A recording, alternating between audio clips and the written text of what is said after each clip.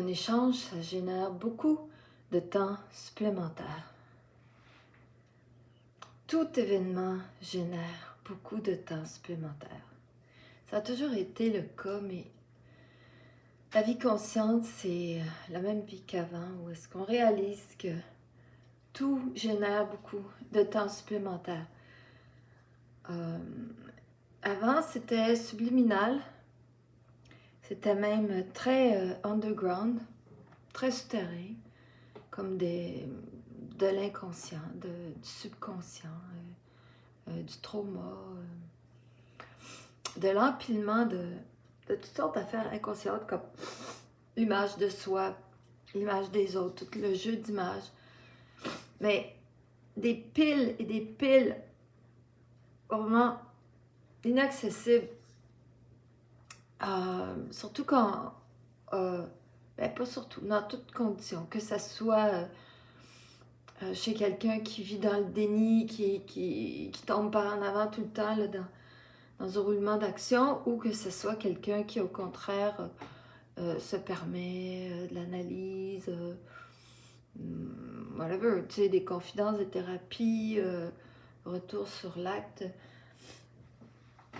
Ça change pas grand-chose après moi. Ça prend vraiment cette nouvelle énergie qui fait que on est sensible, puis on apprend, on sécrète une intelligence, mais extrêmement graduellement, qui fait que l'événement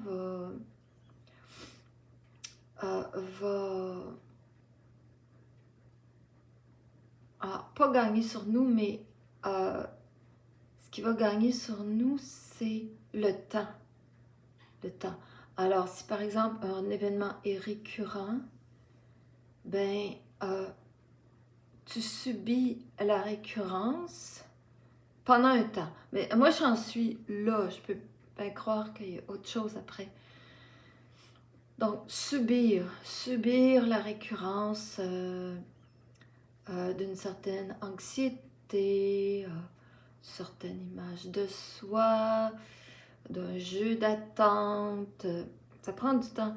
Puis ça, c'est dans l'overtime que ça se fait surtout.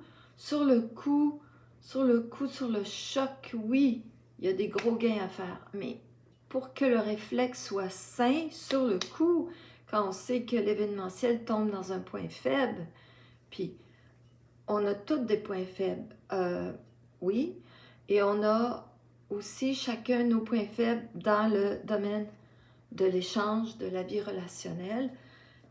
Je pense que personne n'est épargné. Fait que sur le coup de l'échange, ce réflexe initial à l'erreur, à notre point faible qui nous passe par la tête, le réflexe initial, il peut prendre des années à s'installer, à remplacer l'ancien réflexe, qui est de faire tourner en rond le point faible, de creuser sa tombe finalement. Puis dans l'événementiel, si on regarde l'événementiel qui n'est pas relationnel, encore là, il y a le réflexe initial qui est vital. Il est vital, mais on ne peut pas en faire ce qu'on veut. On peut pas... C'est trop rapide, c'est fulgurant. Alors, dans l'instantané du choc de l'événementiel, on a le réflexe qu'on a. Puis, c'est comme ça qu'on peut en arriver à étudier la mécanique du réflexe, puis à se rendre compte combien que le réflexe initial est déterminant. Parce que si, par exemple, on dit non, on a peur, on résiste, on refuse l'événementiel, là, il y a une cascade de manipulation psychique qui nous arrive et ça pète de toutes les barres, tous les points faibles explosent. C'est un peu comme le petit pétard qui met le feu à une série d'explosions qui allume la mèche de l'un est allumé par l'explosion de l'autre avant, puis c'est pa. Donc là, t'es rendu dans le champ là, par rapport à quelque chose de simple, géré, fonctionnel. Donc ça, c'est à cause du réflexe initial. S'il a pris une tangente subliminale, c'est... Après ça, tu vas de subliminal en subliminal, puis là, t'es rendu dans tes oubliettes éblouissantes. Non, ben, éblouissantes, en tout cas. Dans tes oubliettes. Et ce que je veux dire par là, c'est que là, t'as reçu toute ta vaisselle sale, là, tu sais, là. T'as toute ta vaisselle sale, puis c'est ingérable. Fait que tout ce que t'as pas géré dans le passé, là, ça, c'est à cause de ton réflexe initial qui a pris le champ. Là, ça fait juste s'additionner et t'enterrer. Et alors que, éventuellement, quand on peut goûter, puis des fois, c'est des avant-goûts aussi. Des fois, c'est pas vraiment que ça a été mis à terme comme une grossesse. Des fois, il y a des avant-goûts avant de toucher à une maturité. Il y a des avant-goûts juste pour nous orienter, puis nous leurrer, puis nous faire voir qu'on n'est pas prêt aussi, parce que des fois, les avant-goûts, ils nous enflent la tête, on les prend au sérieux, on pense qu'on est arrivé, puis là, on dit « Ok, je suis pas prête. » Tu sais, j'ai pas l'équilibre, j'ai pas la solidité interne, j'ai pas les corps, tu sais, j'ai rien intégré.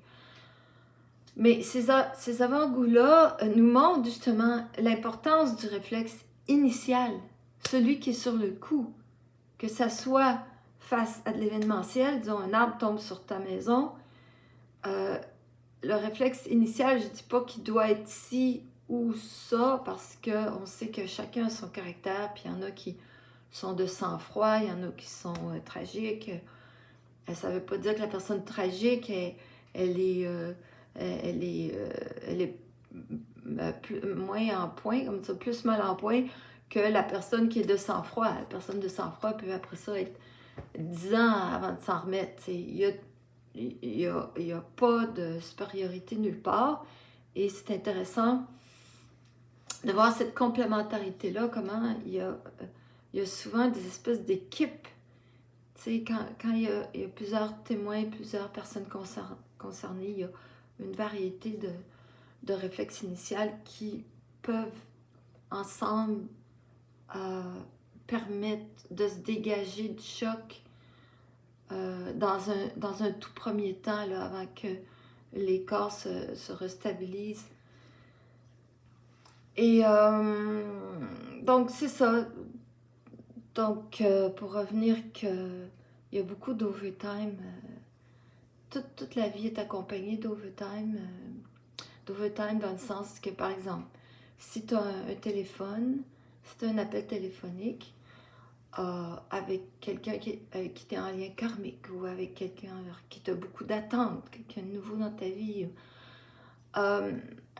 tu raccroches, bon, ben, par la suite, la nuit suivante, le jour suivant, la semaine suivante, il y a une réflexion.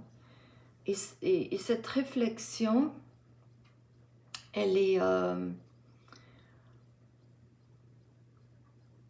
elle dépend beaucoup du réflexe initial, dans le sens que si le réflexe initial est bon, ça veut dire que la conversation téléphonique n'a pas rempli des tiroirs à vider par la suite. Là. Elle n'a pas comment dire ça, réservé un travail à faire par la suite. Elle n'a pas procrastiné un travail. Elle a fait son travail sur le coup. La conversation téléphonique, notre participation à la conversation a fait son travail sur le coup. Mais ce travail-là, en quoi il consiste? D'abord, ça dépend. Il n'y a pas de... C'est toujours un travail d'équilibre. Alors, l'équilibre, ça se dit pas... L'équilibre est à gauche. Pas de formule pour l'équilibre. l'équilibre interne, ok? Pas l'équilibre entre les deux.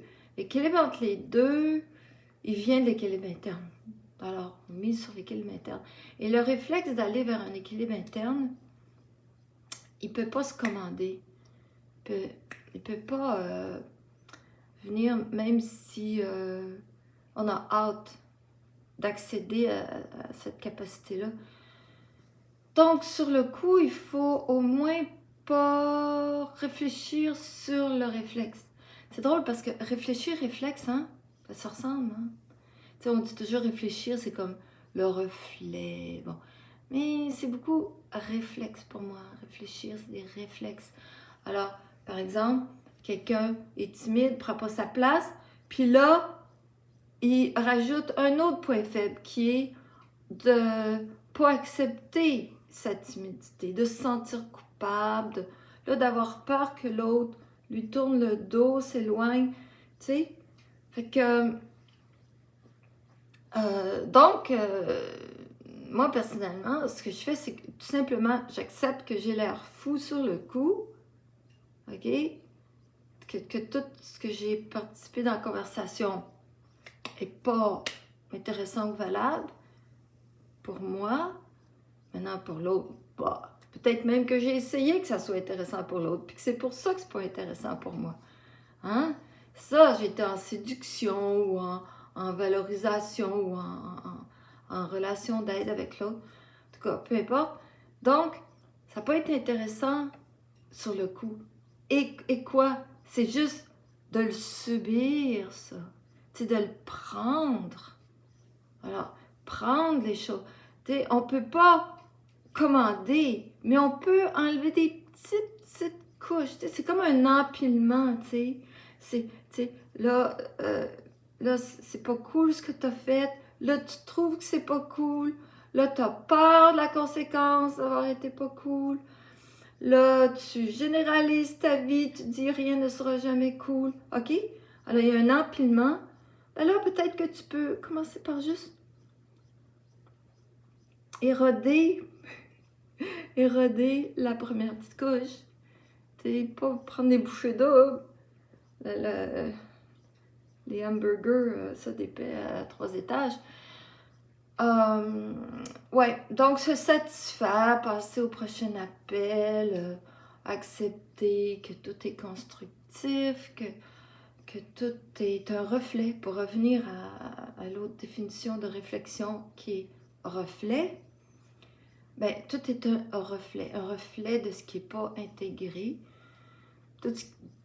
Une réflexion, c'est une pile de réflexes. Et ces réflexes-là sont des reflets de ce qui n'est pas intégré. J'arrêtais là avant que ça dépasse, puis